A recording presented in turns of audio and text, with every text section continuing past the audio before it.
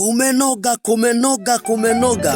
Ni mkutano mkubwa wa Injili utakaofanyika kanisa la FPCT Kigondo.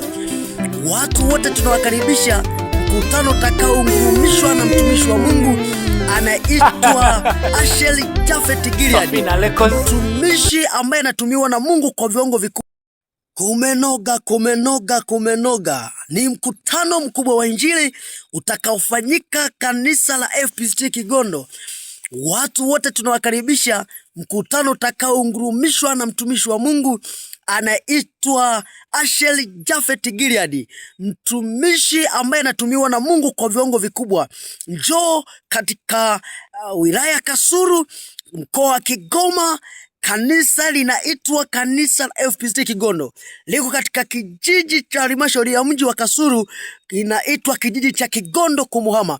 Niwakaribishe wote kwa mchungaji Maraki Gideon. Kutakuwa na siku 5 za mkutano kuanzia kesho saa 9 alasiri. Mkutano utafunguliwa, utakiwa ukihubiriwa na mtumishi wa Mungu maarufu ambaye Mungu amekuwa akimtumia sana, anaitwa Asheli Japhet Gilead kutoka Kasulu mjini. Atakuwa akiunguruma katika viunga vya kanisa la FPCT Kigondo. Nikukaribishe sana.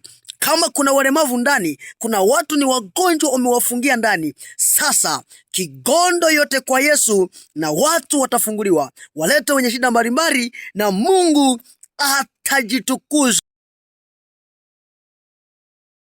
Kigondo yote kwa Yesu, Kasulu yote kwa Yesu, Kigoma yote kwa Yesu.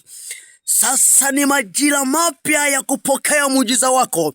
Kigondo kumenoga. Mtumishi wa Mungu Asheli Japhet Gilead atakuwa akiunguruma katika viunga vya kanisa la FPCT Kigondo.